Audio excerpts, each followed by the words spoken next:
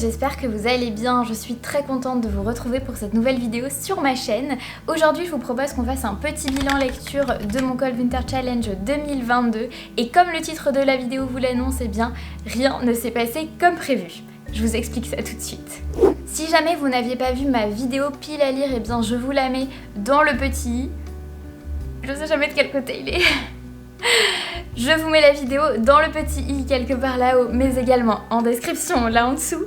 Et vous pourrez du coup voir quelles étaient les lectures que j'avais prévues à l'origine. Au final, j'ai été rattrapée par mes obligations de bibliothécaire, j'ai donc dû lire des livres pour le travail et éliminer des lectures qui étaient à l'origine prévues dans cette pile à lire. Ce qui explique pourquoi rien ne s'est passé comme prévu. Cela dit, rassurez-vous, j'ai réussi à recaser mes lectures de bibliothécaire dans les différentes catégories du challenge. J'ai éliminé le menu bonus dans lequel j'avais à l'origine mis des lectures. Bref, vous l'aurez compris, j'ai tout réorganisé de sorte que ça fasse un challenge complet. Et bonne nouvelle pour vous, du coup, vous allez découvrir des livres qui n'étaient pas dans ma pile à lire à l'origine. C'est parti!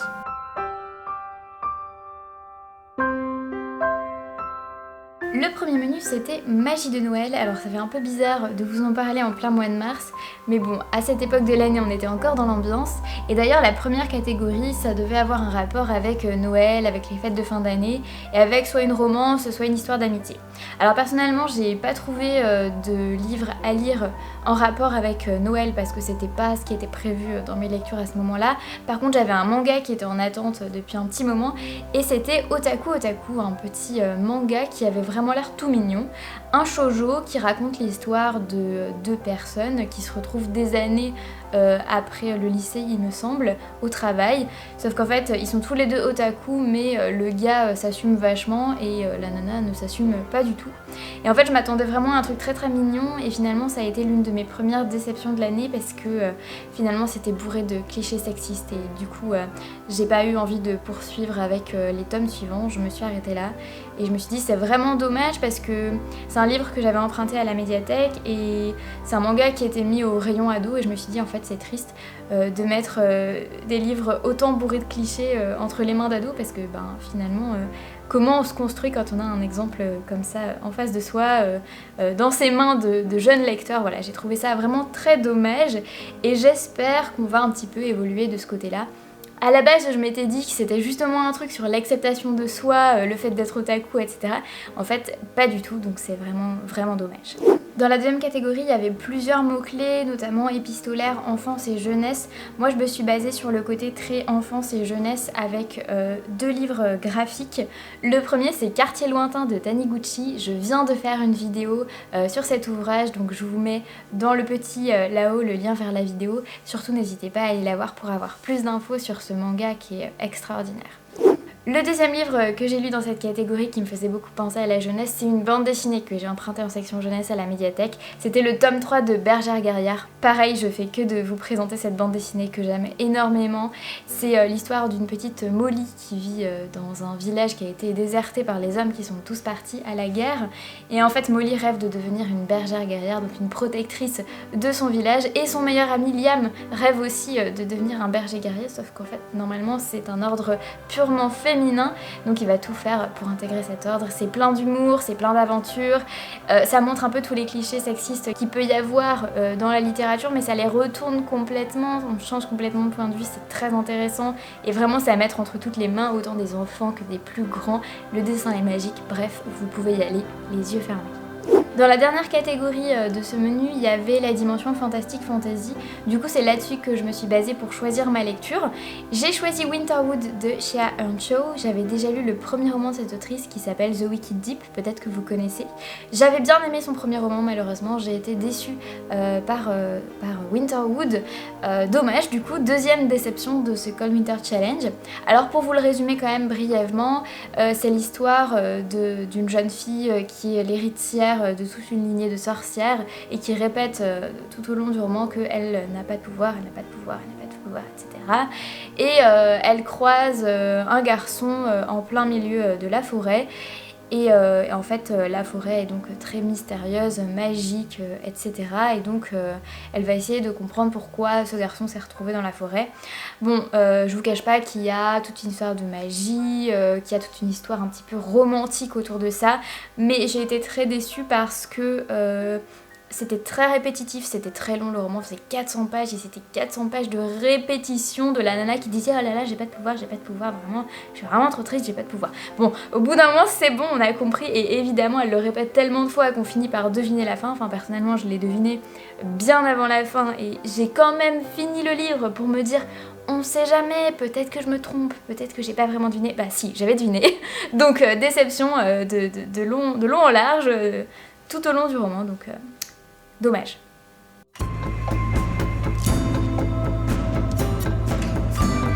Alors, le deuxième menu c'était cocooning hivernal, donc on est en plein dans le feel good.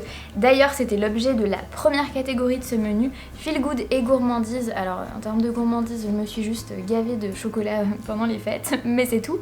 Et sinon en termes de feel good j'ai découvert California Dreamin', une bande dessinée de Pénélope Bagieux, qui est loin d'être sa bande dessinée la plus connue, hein. On la connaît surtout pour la série Culottée, que je n'ai pas lu, mais c'est prévu, je vous rassure.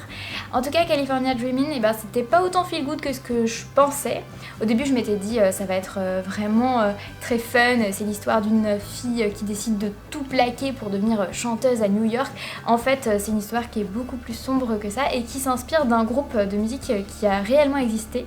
Si je vous dis pas de bêtises, ça s'appelle The Mamas and Papas, il me semble. C'est donc l'histoire de cette chanteuse qui est en surpoids, qui est moquée par sa famille, par ses amis, etc. et qui, elle, est totalement extravertie, qui est une espèce de joie de vivre, de petit soleil ambulant et qui est vraiment trop adorable. Et en fait, malheureusement, il lui arrive un peu des mésaventures parce que elle tombe amoureuse d'un chanteur dans notre groupe et puis bon, finalement, ça se passe pas exactement comme elle l'espérait, je crois. Donc, voilà, c'est une histoire qui est à la fin un peu feel good parce que mes voisins sont en train de faire des travaux. On dirait qu'il y a tout qui s'effondre à côté, mais sinon tout va bien. Donc je disais, c'est à la fois un peu feel good et en même temps un peu triste comme histoire. Mais du coup, j'ai découvert un groupe que je ne connaissais pas du tout à l'origine et son histoire à travers eh bien, la chanteuse principale. Donc c'était l'occasion de découvrir ça. Ensuite, il y avait toute une catégorie sur la différence, la tolérance et la communauté LGBT. Du coup, je me suis régalée, j'ai lu le tome 4 de Heartstopper. Voilà, Heartstopper, c'est un roman graphique destiné plutôt aux ados, mais encore une fois, que vous pouvez mettre presque entre toutes les mains à partir des ados jusqu'aux adultes et aux plus grands. Il y a un dessin qui est extrêmement doux, très mignon, l'histoire est adorable aussi, donc ça parle de deux garçons qui tombent amoureux. Je n'en dirai pas plus parce que je répète à longueur de journée l'histoire de Heartstopper parce que je la conseille à tout le monde. Mais voilà, si vous n'avez pas vu mes précédentes vidéos, j'en parle dans les vidéos précédentes. Et vraiment, si vous ne l'avez pas lu, allez-y, foncez. Autre catégorie, autre lecture doudou et coup de cœur. Il fallait lire du coup un livre illustré ou un graphique. J'en ai lu plein, vous l'aurez vu. Mais là, pour cette catégorie, j'ai spécifiquement choisi de lire le traité sur les balais dans l'univers de Harry Potter. Et c'était juste génial. En fait, j'ai appris énormément de choses autour du Wizarding World. Et ça parle vraiment des balais dans toute la saga Harry Potter et surtout dans les films. Et comment est-ce qu'ils ont été conçus et toutes les petites anecdotes. Et il y a même des choses... je vais vous dire l'anecdote qui m'a le plus marquée. En fait, donc, il vous parle donc forcément du Quidditch avec les balais, etc. Mais il parle aussi d'autres accessoires comme la mallette avec les différentes balles de Quidditch. Vous avez le soifle qui est cette grosse balle rouge. Vous avez le vif d'or que tout le monde connaît. Et vous avez les cognards qui attaquent les joueurs. Et donc le cognard dans Harry Potter, dans les films Harry Potter, il fait un bruit bizarre. Et en fait... il y a un gars parmi l'équipe qui a conçu les objets, les costumes, etc. Je sais plus comment il s'appelle, mais pour faire le bruitage de ce cognard, il a fait, je crois, le bruit du diable de Tasmanie et genre il l'a remixé avec différents effets sonores et ça donne ce bruit du cognard qui est juste mythique. J'aimerais bien essayer de vous le faire, mais je vais avoir l'air un peu ridicule. En gros, le cognard, il fait un truc genre... Mon chat s'est réveillé au moment où j'ai fait ce bruit. Coucou Nami, ça va?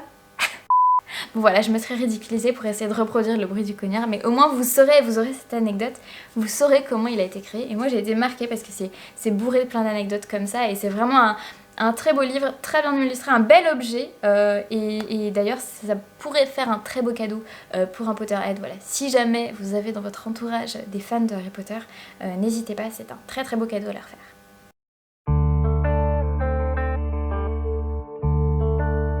On passe au troisième menu qui s'appelle Hiver sombre et avec la première catégorie qui était autour de tout ce qui est conflit, mensonge et anti-héros.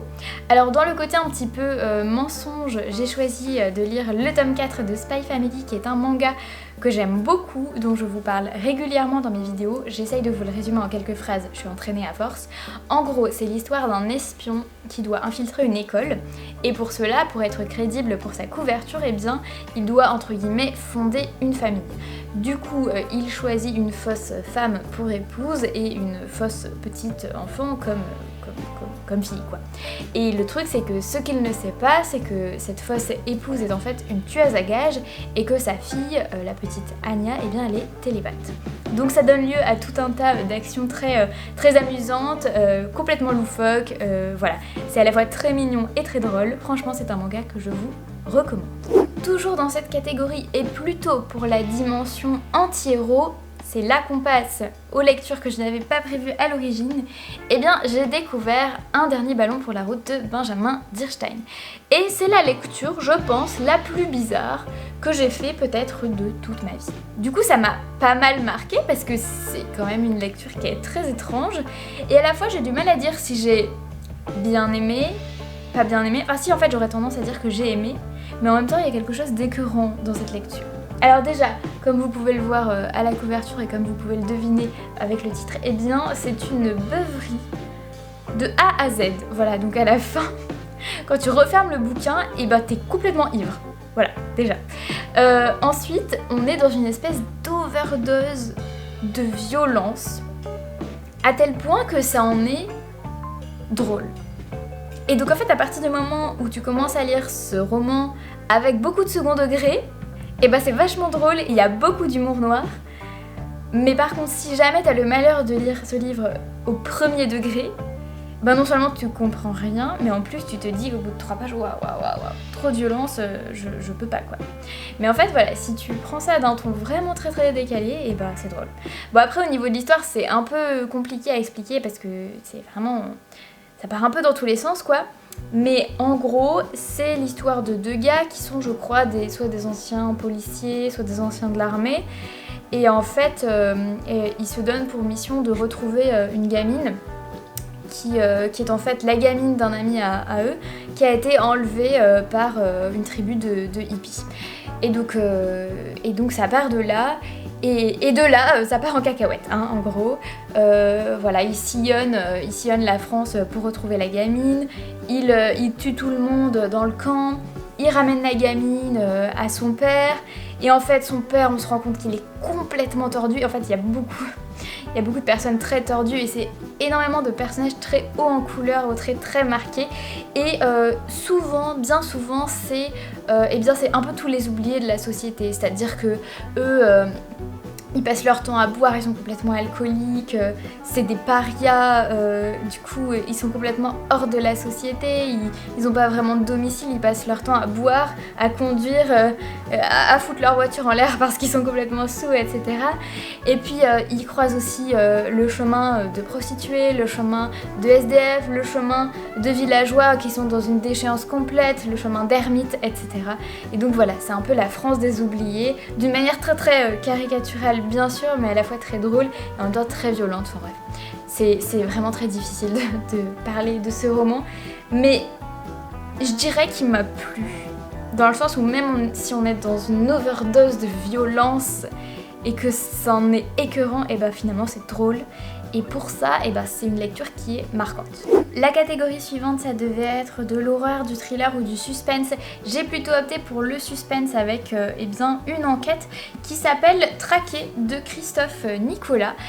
C'est un roman publié aux éditions Argile qui sont plutôt connus généralement pour faire de la littérature de science-fiction qui tend plutôt à de la science-fiction et on retrouve un petit peu ce côté-là dans Traqué. Il y a tout le côté enquête et il y a aussi ce côté à la limite de la science-fiction. Donc en fait c'est l'histoire d'une jeune fille qui vient de retrouver son père. Son père est malheureusement assassiné et elle est contactée par un inconnu qui lui dit qu'il peut l'aider à retrouver les assassins de son père. Et donc en fait cet individu possède un objet, une technologie qu'il s'est approprié de manière pas très légale, j'essaye de pas trop en dire pour ne pas trop vous spoiler non plus, et cette technologie est capable presque de prédire les mouvements de chacun. Comment? Parce qu'en fait tout le monde est fiché et donc dès que vous rentrez une information sur internet, et bien c'est enregistré et à partir de là on connaît vos habitudes de consommation, on connaît votre mode de vie, on sait ce que vous achetez, etc. Et donc on arrive, en tout cas cet engin qui est à la limite donc de la science-fiction, arrive à prédire vos faits et gestes, vos déplacements à un pourcentage très très proche. Et donc le jeune homme va se servir de cet outil pour guider Julia, donc l'héroïne, et pour essayer de trouver les assassins de son père et pour les démasquer. C'est beaucoup plus compliqué que ça dans le roman. C'est marrant parce que je suis pas très habituée à lire des... Je sais pas si vous entendez, mais en fait... Il y a un petit son de clochette et en fait juste en face de moi, donc derrière la caméra, il y a Nami qui dort sur son arbre à chat. Et vraiment juste elle dort, mais en bougeant la queue comme ça, elle a fait bouger le petit pompon avec la clochette en même temps, mais ça l'a même pas réveillée. Elle est trop mignonne, je promets je vous la montre après, juste je finis ma vidéo parce que sinon je vais perdre le cadre, mais après je vous la montre. Et donc je disais que je ne lis pas très souvent de romans policiers et donc j'ai pas forcément l'habitude des intrigues qui s'entremêlent complètement et du coup je galère à les résumer. Donc j'espère que cette vidéo sera quand même un minimum compréhensible et si c'est pas le cas, je suis désolée. On passe à la catégorie Père Fouettard dans laquelle il fallait trouver une lecture en rapport avec tout ce qui était force obscure, enfer et démons. Alors du coup je me suis remémoré ce que j'avais lu qui n'était pas prévu à l'origine et je me suis dit ah c'est exactement dans cette catégorie que ça rentre, à savoir les tomes 1 et 2 de The Promised Neverland que j'ai enfin lu. Voilà, j'ai pas encore fini la série, mais j'ai enfin attaqué. Vous l'avez peut-être déjà vu, vous l'avez peut-être déjà lu, je ne sais pas. Mais c'est un très très bon manga qui nous happe tout de suite dans l'histoire. Il y a des démons dedans, c'est pour ça que je l'ai mis dans cette catégorie. Et pour vous le résumer de la manière la plus brève possible, c'est l'histoire de plusieurs enfants qui sont dans un orphelinat et qui vont vouloir s'en échapper. Je vous en dis pas plus parce que sinon c'est le spoil assuré. En tout cas, ce que je peux vous dire c'est que c'est une très très bonne histoire qui tient vraiment en haleine et je vous recommande de les lire du coup. Dans la dernière catégorie de ce menu, il y avait une dimension solitude et c'est là que j'ai choisi de lire Black Block de Elsa Marpeau. Encore une lecture qui était à l'origine pas prévue et que j'ai lue pour le travail. Ouais, j'étais dans une veine un peu policière pour le boulot.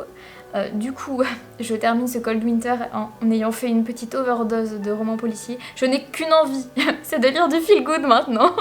Donc je vais laisser tomber les policiers pendant un moment. Mais avant ça, je vous résume rapidement l'histoire de Black Block, donc de Elsa Marpeau. En fait, c'est une nana qui rentre un jour chez elle et qui se rend compte que son mari, Samuel, prof de sociaux, apparemment tout ce qu'il y a de plus banal, vient d'être assassiné. Oh, mon Dieu, pourquoi? Bon, elle va mener l'enquête et en fait elle va découvrir que Samuel n'était pas un prof de sociaux très banal, mais il était aussi un black bloc, c'est-à-dire un casseur lors des manifestations. Mais il était encore plus que ça puisque c'était peut-être aussi potentiellement un informateur des flics. Donc il jouait un petit peu dans les deux camps. Et elle en fait elle va mener l'enquête, essayer de comprendre ce qui s'est passé, qui est le meurtrier de son mari, etc. Et elle va être complètement happée par la cause des Black Blocs. Bon, l'histoire comme ça a l'air plutôt sympa. Après dans les faits, j'ai trouvé que l'enquête n'était pas forcément très haletante, qu'on avait plus l'impression limite que c'était un délire psychologique de la nana sur plusieurs moments du récit.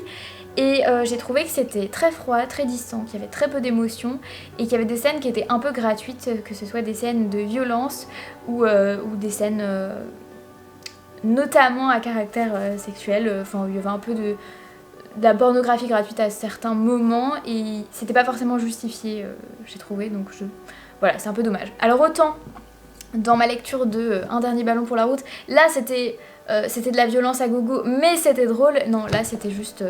c'était pas drôle, voilà. À un moment donné, elle tabasse un chat jusqu'à la mort. Donc voilà, à la lecture de cette scène, j'étais en mode... Bon, bah super, bonne nuit. Et en fait, c'était juste horrible. Et donc, c'était pas forcément une très très bonne lecture. Bon, après, le style est correct, voilà, la fin est plutôt pas mal. Mais juste, voilà, il y a des moments où j'étais en mode... pourquoi? Donc, c'est pas forcément un roman que je vous conseille plus que ça.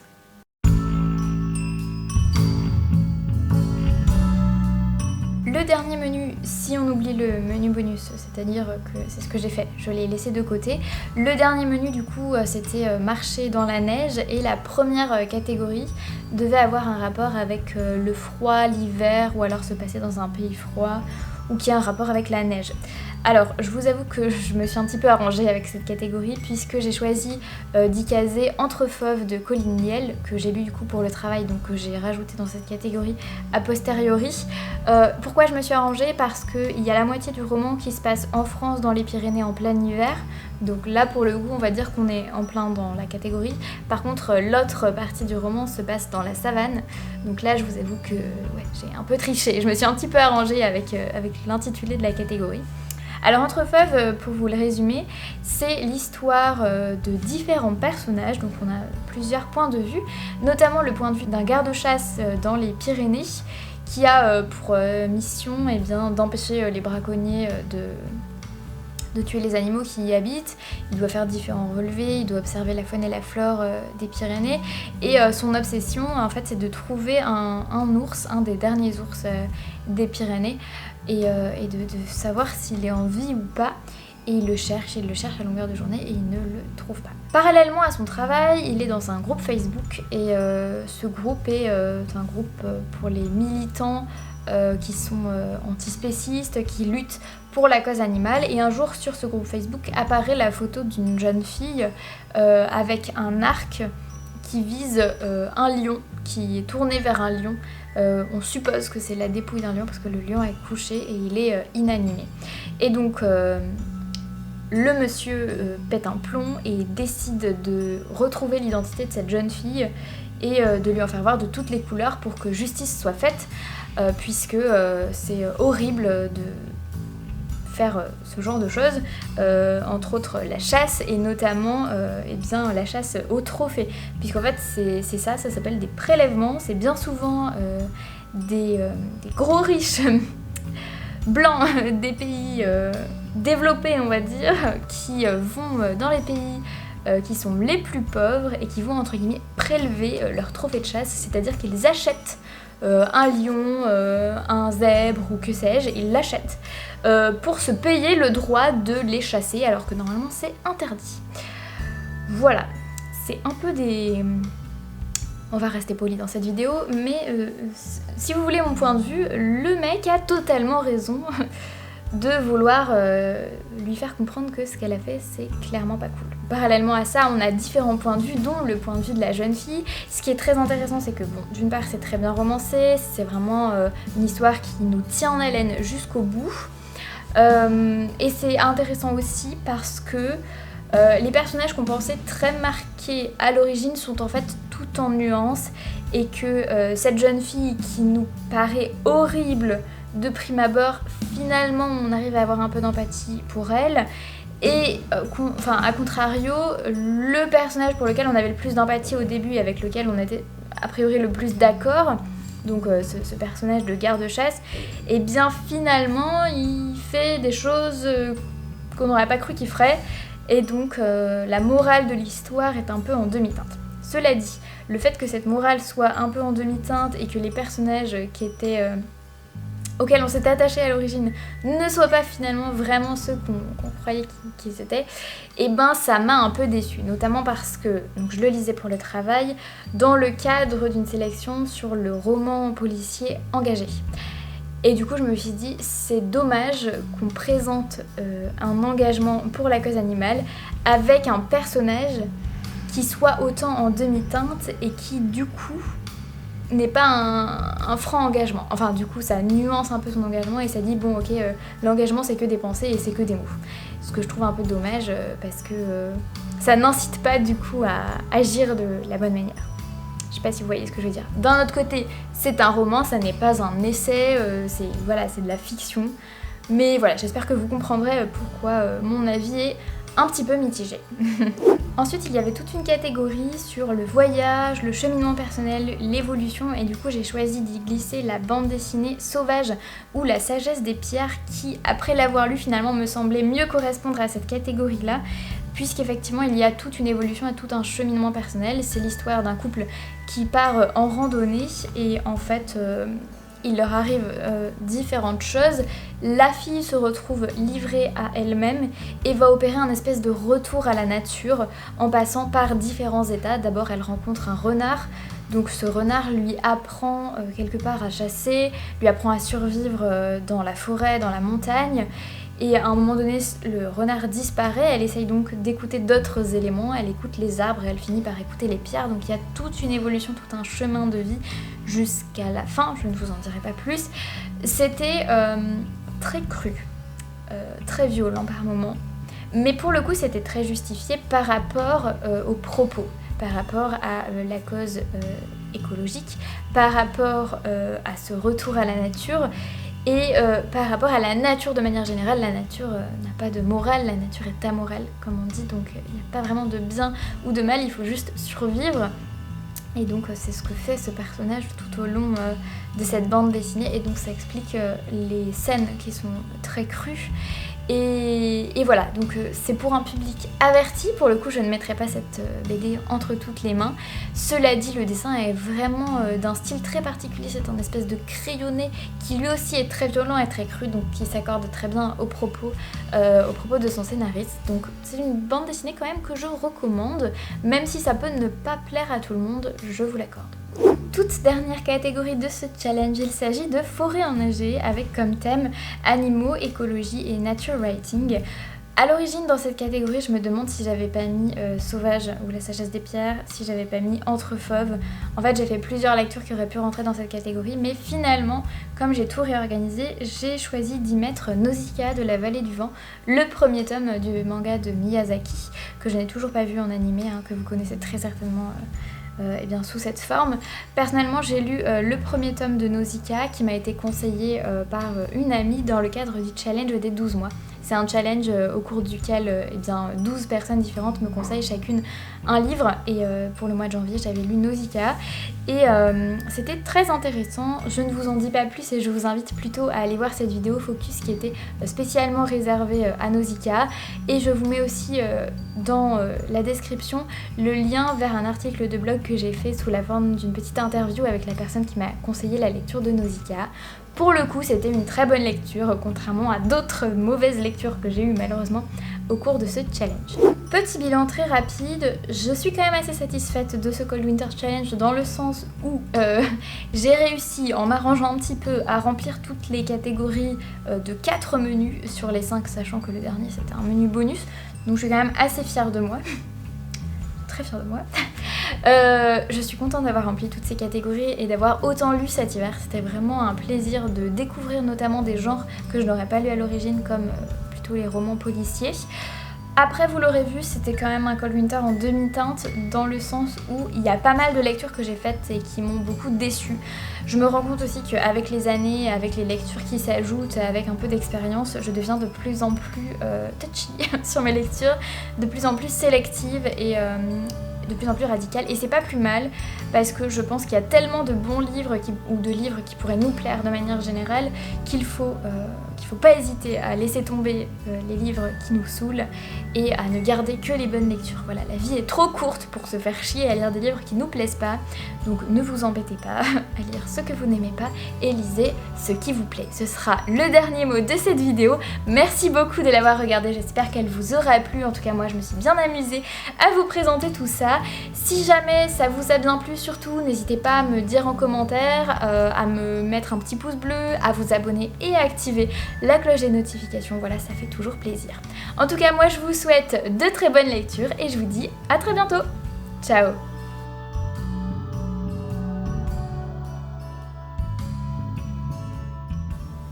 vous avez promis quand même que je montrerai Nami sur son nouveau achat. Oui, on est fatigué. On a fait la grosse sieste. On a fait la grosse sieste. Oh oui, on fait un gros dodo.